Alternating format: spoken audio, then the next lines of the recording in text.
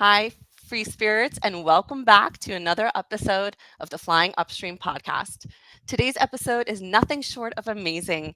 It's a topic that is not only unconventional and still viewed as somewhat taboo, but and one that can be a guiding light on our individual paths to the roads that we are meant to walk astrology. Today, we have as our guest a certified astrologer and certified health coach, Tammeron Karaim. Tammeron empowers women aged 50 plus to enhance their overall health and well being using astrology inspired wellness tips, crafting a holistic lifestyle that aligns with their personal birth chart so they can radiate their inner light, feel confident, and experience complete fulfillment even if they don't know very much about astrology. Tammeron, welcome to the Flying Upstream podcast. Oh, thank you, Christian. Thank you for the invitation. It really is an honor to be here with you and all of your listeners today. I'm so excited to learn more. So let's dig in. I know that astrology is a hot topic, but Yeah. one of the disconnects that I have found is that often there's a missing link for people for whom this is something new. So, for those that are completely new to astrology, can you share the five key areas that can help someone understand their birth chart and can help them feel more confident and validated in their business journey? Oh, yes. That's a really important question, Christian, because, astrology is an ancient science and it's a wisdom. So it's literally based on science and math. It's not just woo woo. And now that we're in the age of Aquarius, if anybody, remembers that song that was out in the 60s, this was a prediction of a planetary alignment where certain planets were going to be in certain parts of the sky because the sky is divided into 12 different areas. And that's our Aries, Taurus, Gemini, like every astrological sign. It's like a piece of a pie. So they had predicted that when these planets were going to be activated, that we were going to move into the age of Aquarius. So now, as of today, officially, the planet Pluto is now in Aquarius. He is literally at 0 degrees. And this is the biggest indication of the age of Aquarius because I'll talk about the 5 steps in a second. But for anybody who doesn't know anything about astrology, the planet Pluto is the farthest planet. We can't see it with our naked eye. So we have planets that are close to the Earth, and then we have planets that are far away. We can't see them when we go out and we look up at, the stars and the skies. So Pluto is the farthest planet. And in astrology, he represents the people. It means the mass consciousness of the planet. So wherever the planet Pluto is, it means no matter where you live in the world, how is it we're all thinking about the same things? How it is that we're feeling the same things? And how on a spiritual level are we all starting to behave differently and think differently? This is what we call a level of consciousness, okay? So Pluto is now in Aquarius, and so many people have been making decisions for the last couple of years based on their heart and their intuition. So think about what happened since the global lockdown in 2020. I always ask people, what decisions were you forced to make? Or what was your intuition telling you to do that literally aligned you into something more different now where you truly feel validated, you feel more confident, you feel more whole, and you feel like maybe, everything might have just happened for a reason. Okay. And in astrology, when we look at someone's birth chart, there are the five main planets that are signatures that can really help us align with who we are, and that can affect anything from our health and our wellness to to helping us discover more passion, how our mind works, because we are not just our sun sign. So if you're thinking astrology and you're new to us and you want to go look up your sun sign, don't do that because that's just marketing. That's just getting people interested. And there's a lot of stuff about sun signs, but your core personality in astrology is actually a combination of three things. It's your sun sign. That is your confidence. That is your sun sign is something that for some reason you know that about yourself. So every sun sign has a characteristic.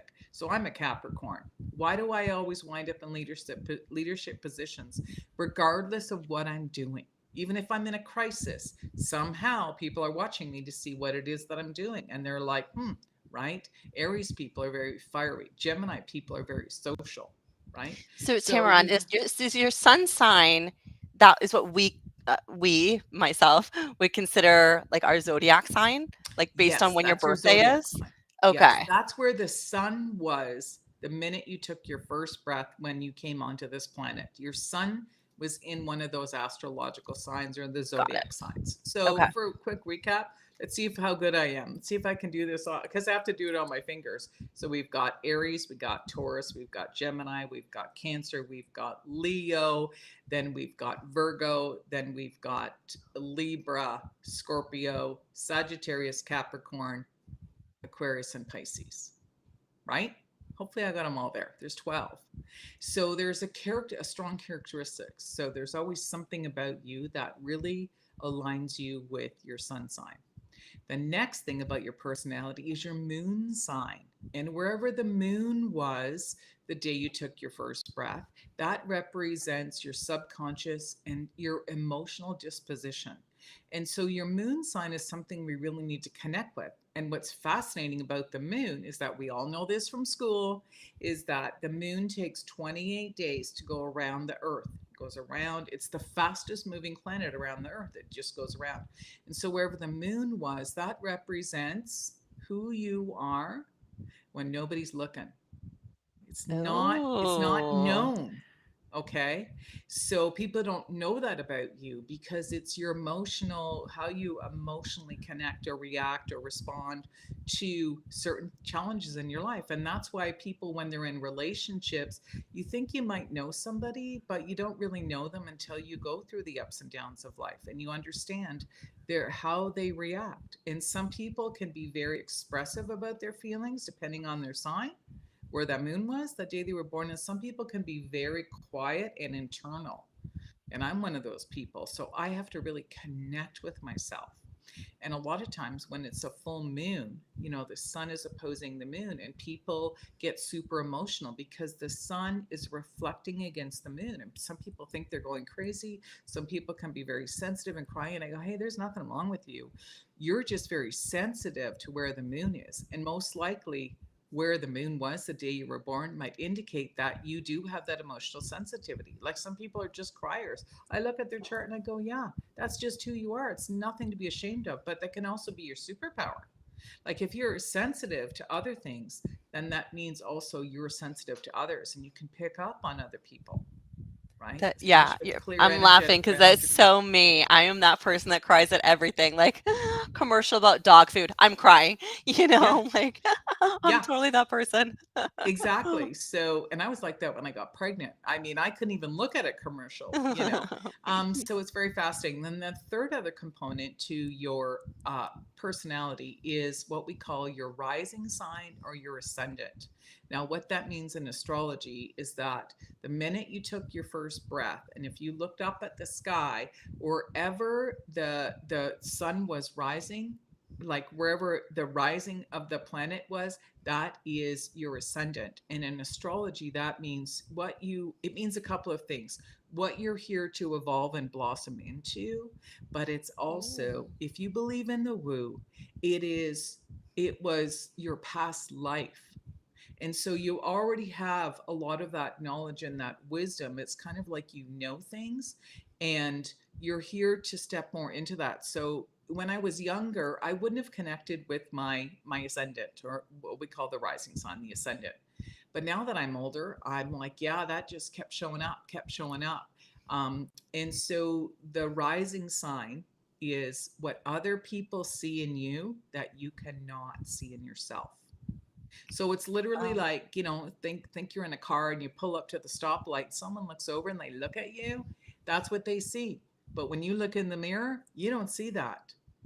You don't Mm. see it. Mhm. So you're not just your sun sign. So a good astrologer or a trained astrologer usually is going to talk about those first three components: your sun, your moon, and rising. They call it the big three. Okay, that's who shows up at the party. That's who gets up and goes to work every day. It's the combination of the three, and some of them can be in the same type of an element where that makes it very strong about you, but you could have an equal like distribution. So it really depends. It could depend on where the moon is that day, that kind of stuff. So it's very fascinating, but it's also what you can learn about yourself. So even if you're applying for jobs or you want to do something that's going to make you feel aligned, just even understanding that is very powerful. My other favorite element is talking about your Mercury. So, Mercury is another planet that zips around very close to the Earth. And some of us may have heard Mercury retrograde. Well, Mercury retrograde is actually today while we're filming this podcast. So, Mercury retrograde appears to move backwards in the sky, but that's just an optical illusion. Because Mercury goes retrograde 3 to 4 times a year, Mercury is how our intellectual mind works. So it's not what we're feeling, it's the logical mind, it's how we process information. And so Mercury has 12 different astrological signs that it may have been in the day you were born. And so understanding your Mercury sign is very important because it's how you take in information and express it and send it out to another, and it gets received and it comes back. It's that circle of expression and coming back. So that is your writing, your speaking, your storytelling. It also represents social media, it represents technology, but mainly just think about the expression of how you process information. So again, if you are struggling in your relationships with people you care about, if you're struggling with people that are coworkers, friends, and family, you probably have opposing Mercury signs. You could have opposing moon signs, and this creates conflict. So if you understand that about yourself, you can have more compassion, empathy, and go, okay, so what I'm saying doesn't land. They don't hear what I'm saying. They don't feel what I'm trying to express because they can't. They sometimes you can say something and someone will say, "You said that," and that's not what I said. That's what you heard. Mm-hmm. That's what you heard, right? So when you understand it, you can see why sometimes you really get along with some people because certain Mercury placements, they accent each other. Some of them conflict. Some of them can be like, say you have the same Mercury signs. Say you all have the same Mercury signs. It could be that you get along so easy that there's actually no boundaries, which sometimes that's not healthy either, Yeah. right? I think I didn't fully realize how many components there are to astrology. Like You're you not just your said, sun sign.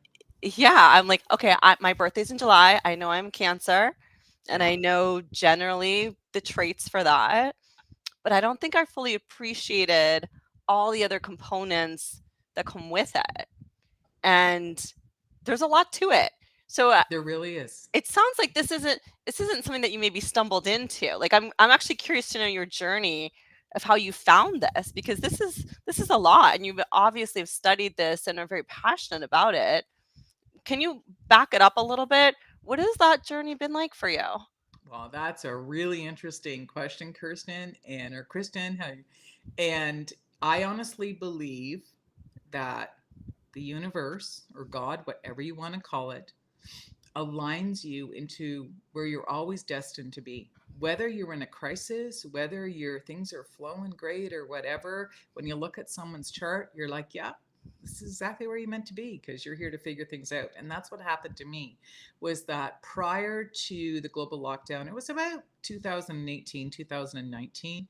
I just felt like I kept repeating some patterns and things were happening in my life. And I was playing the pity party. I was like, why is this happening to me again? I don't understand this. I'm a kind person. I'm a hard worker. Boom, I get into something and boom, I got shut down, shut down, shut down. And so I'm a YouTuber, and I happened to come across a video on YouTube where it was a Vedic astrologer. So that's not astrology I refer to. I'm a Western astrologer. So it's a little bit different. Western astrology is more about your personality, understanding yourself, whereas Vedic astrology is more predictive and it's more scientific, and people use it to predict things. Okay. Whereas Western is about understanding you. And I couldn't stop listening to this fellow, and he was talking. He was actually a master class that was recorded. He was talking about the patterns that keep showing up in your life and why they keep showing up until you get the spiritual lesson. And that's another of the 5 steps that, I like to talk about, because in astrology we call that Saturn. And Saturn is the school of hard knocks. It is where every 28 to 30 years in your life, there is a pattern that will show up, and it's here to serve you. It's going to give you a gift. And so that's usually when you're going to go through some major life changes. So that could be career change, job, usually sometimes relationships. Either you get into a relationship, you break up with a relationship, or something big happens maybe in your career. But the reason why it's happening is because there's a lesson in it. And I believe, I've studied lots of things, not just astrology, that we are not here to buy stuff and die. We are here to learn a spiritual lesson and pass down the wisdom. So that's an important factor. So when I started studying that, I was like, this astrology makes a lot of sense. So when the global lockdown hit about a year later, and everything was shuffling and changing, all I could hear my intuition telling me was, become an astrologer. That's all I could hear in my head. I have to Wow. become an astrologer, and I don't know why. I have to study it. I didn't know what course, class, or whatever. And the universe lined up that even during the lockdown, I made enough money in my Airbnb listing that I had to purchase the astrology school. And boom, I went right through it. Now, interestingly enough, in my own astrological birth chart, I'm a nerd. I'm studying. I have a lot of planets with Mercury.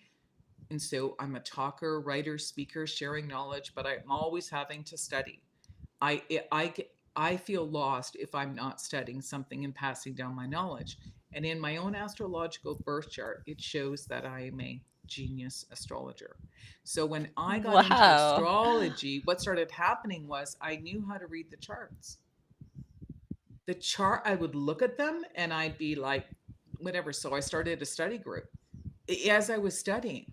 And so I found out this was my genius zone. And also in my own chart, it also represents Virgo. There's a lot of Virgo, which has a lot to do with health and wellness. So it's about studying information that is to do with health and wellness. And prior to that, for 20 years, I have been a certified health coach supporting women emotionally in crisis using holistic remedies. And so, astrology, there is another level of astrology that is medical astrology, which is now what I'm stepping into and supporting women, where we can study their astrological birth chart if they're age 50 and up.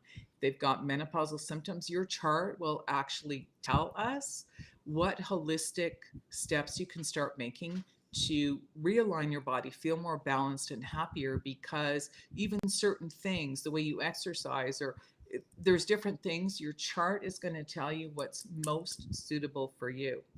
And that's a whole nother level of astrology, which is mind blowing. Wow. That's where I am. That's how I wound up here. I'm like, wow.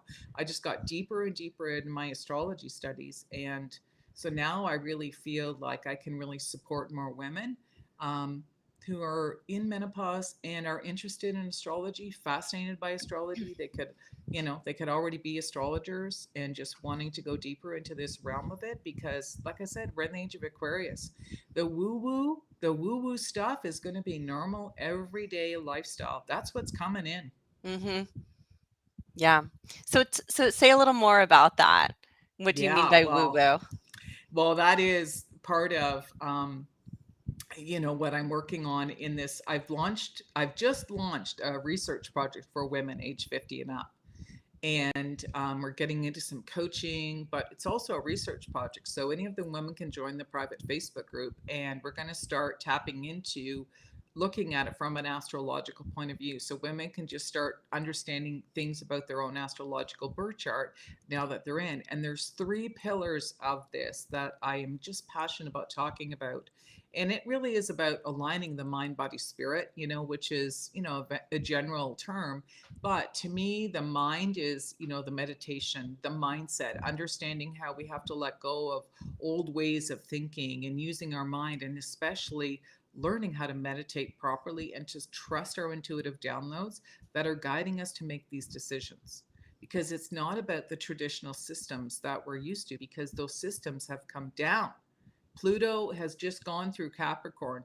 And so, what that means is now that he's moving into Aquarius, Pluto is actually, telling us that these old ways of doing things, that anything to do with systems, our healthcare systems, our political systems, our school systems, big corporation systems, they're slowly coming down so we can step into this new age era of the age of Aquarius. And so it's about understanding how to use your intuition, how to meditate properly, and to use the wisdom you're getting from your intuition in a way that is supporting someone and not abuse. Like if you know something about something and you use that in a negative way, good old karma is going to come back and get your butt. Okay? And you see the good and the bad. There's a dark and a light in everything.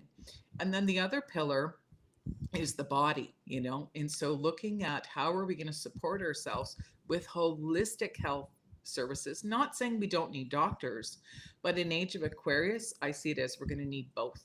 And it's like in Europe and other countries, they use both. If you're ill, you go to a medical doctor, they work with your holistic wellness team, and they help you. Okay.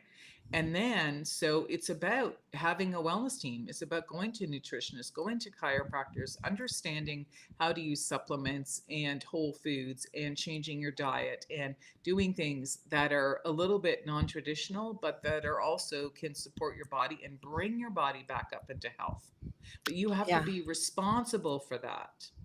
I You're you know, not going to learn that in school. I thank you. Thank you. I just want to acknowledge and appreciate everything that you just said. Um, yes, this is like one of my big frustrations in life right now is that I wasn't taught a lot of stuff, and my kids, I have young kids, they are not being taught um, a lot of stuff. So our family is vegan, for example, and it's something we're very proud of. We strongly believe in all the reasons for doing it.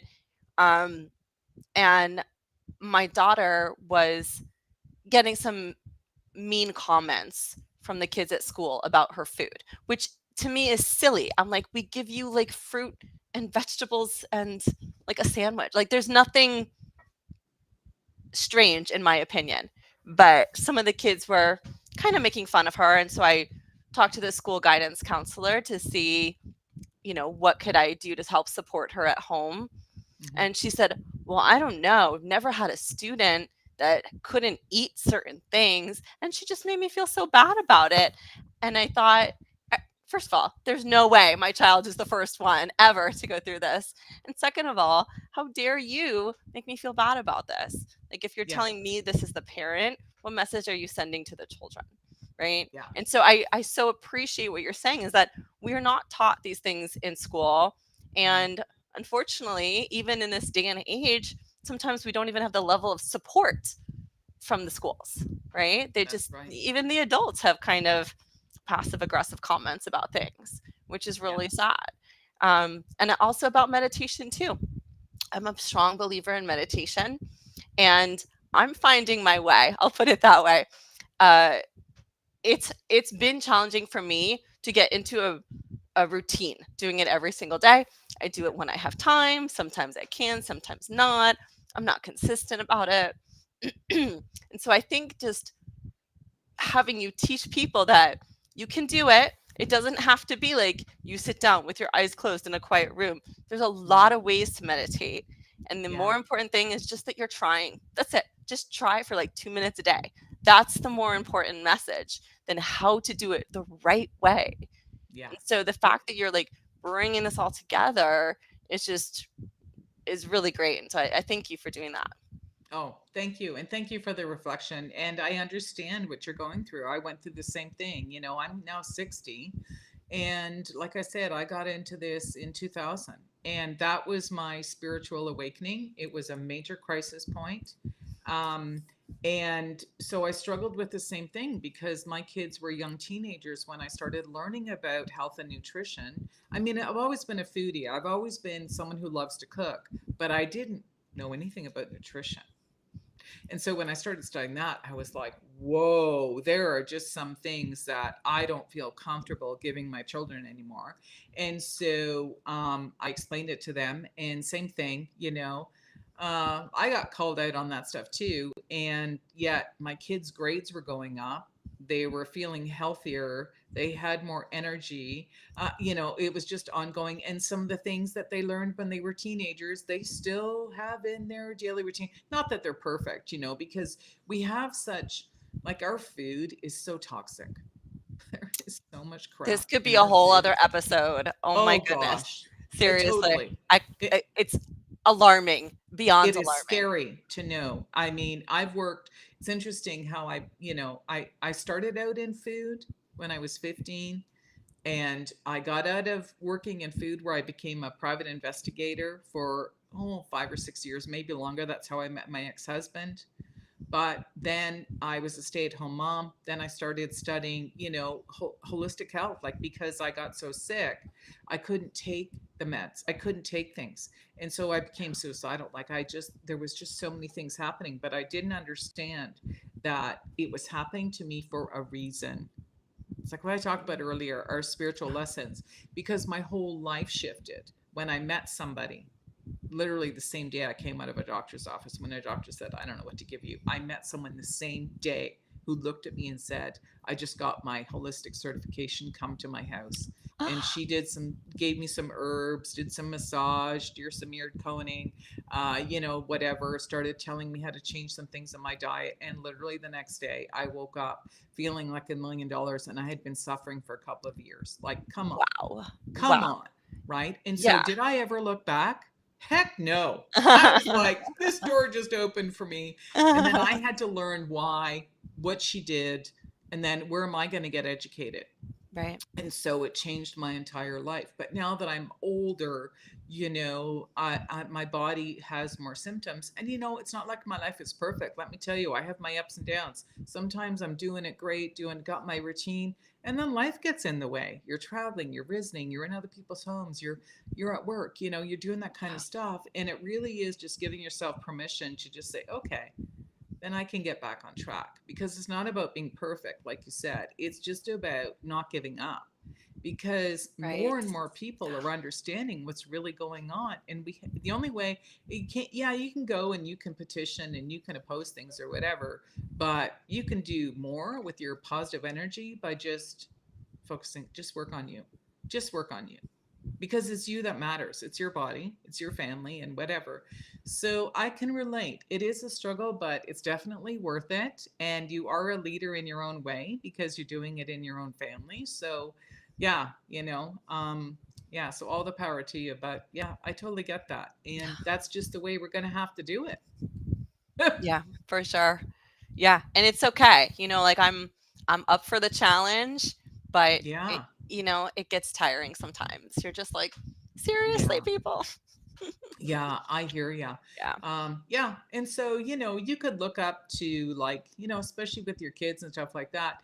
I mean, this is what I'm hearing intuitively in my head is to share this, is that sometimes we can look up to celebrities or people who really stand for the same things you do. Like, I'm Canadian, so one of the biggest celebrities who became vegan, when she read that book, that was that famous book many years ago. I can even see the cover, um, about being vegetarian with Shania Twain, you know, Oh, wow. and understanding why.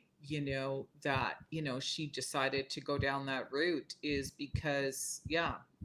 So I don't know, sometimes we can use that to our benefit, not saying we always need to use celebrity things, but there are some, and especially women, there are a lot of people, a lot of women out there who strongly believe in what you believe. So I Yeah. would take that back to the school. I'm just, Yeah. but That's amazing. it's Thank like, you. you're not the only one, come on, you're Yeah, not the only one, I let's face it. know. Yeah. Okay, So I want to pivot a little bit because you have been so generous to gift your master class to our audience. Is that right? yes, I Okay. have that still. And I've also been working with women as well. So I've kind of launched something else that more women can step into. So yeah, if it's okay, I'd like to offer that instead now, because this is really where I've gone a little bit deeper into the medical astrology and supporting women more with their health and wellness. Thank you for doing that. That's so generous and appreciated. Tell our audience a little bit more about it. What could they expect? Okay, so basically, I've launched a Facebook community for women who are aged 50 and up who are really dealing with the menopausal symptoms, and they're into this astrology. Either they're fascinated by astrology or they can be astrologers themselves. And so I want to make sure I get this right. It's called Inner Lights Women's Circle, Menopause and Astrology Insights. So, what this new community is, when they come in to register, they'll offer their email, then they'll get an email back from us. And what I've done is I've created a big research project for women. So, I'm looking right now for women, about 50 women. We've got 10 of us in there now. And what it is I am supporting women to understand some basic things about their astrological birth chart, so that it's going to support them, and learn what steps they can start making to help reduce the symptoms. So it's a big project. We're going to start really diving deep in January of 2025. So we're in there right now. We're doing some little challenges. I'm doing private Zoom calls with everybody who joins initially, giving, asking them some questions, seeing what they're at. And just the way I'm asking questions, women are like, I used to do that. I don't do it anymore. But, it's important in menopause. So these little things, like we were talking about earlier, it's not about being perfect, and I'm in that too. So there's a lot of sharing going on. We've started because by the end of the project in probably spring next year, it's just going to start like educating women a little bit more about this astrology and woo from this point of view. And the action steps that we're going to be implementing and recommending are all holistic. So again, it's the focus on, meditation practices, the body, like changing how you're eating. And then also that third pillar is about our spirit. It is about understanding the woo, and how important the world is that we don't see around us is just as important as the physical body, because the physical body is all we see. We have the emotional body, which is our feeling, our moon. We have our mental body, which is Mercury, and then of course we have our spiritual body, which is your own version of spirit, of what connects you to something higher or God or the universe or whatever. And so that really is a way of just finding a healthy, balanced lifestyle that's going to work for you by taking the small, little baby steps. That's amazing. Um, uh, I'm really actually amazed. Our time is just about up. It's been such a blast chatting with you. So, last question. If you could give just one little starter piece of advice to someone out there who's listening, who may be going through menopause and interested in how astrology can help with everything, what would your piece of advice be? Remember, you are never alone. And there are Oh, I women love that. just like you who are getting the crazy hot flashes, Oh, you're having weight issues and whatever. And by stepping into acknowledging this, that when you stick your hand up and you ask for help, or you join a community of women who are just like you, is when you're going to flourish and bloom. So stop trying to do it all yourself. Stop trying to look it up and, go on whatever and solve the mystery yourself. Work with us. Come and join our community, because you're going to be empowered because it. And this is another reason why I think it's important to let go of any feelings of shame, feeling guilty, feeling like you're not enough, that you don't know what you're doing. It's not about that. It's about learning how to blossom, because that is where you're going to see the results and start to feel a lot better. Those are wise words. Well, thank you so much, Tammeron, for sharing your wisdom and your insights. Clearly, your passion for astrology and your commitment to helping women is so inspiring. I can honestly say I've learned so much today about the Thank power you. of astrology and how it can guide us on our life's journey. So, I want to say to our listeners, remember your birth chart is your roadmap to your unique potential. So, if you're ready to unlock the secrets of your birth chart and live a more fulfilling life, be sure to check out Tammeron's link. We'll put that in the notes below. And don't forget to like, share, and subscribe to our Flying Upstream podcast. Until next time.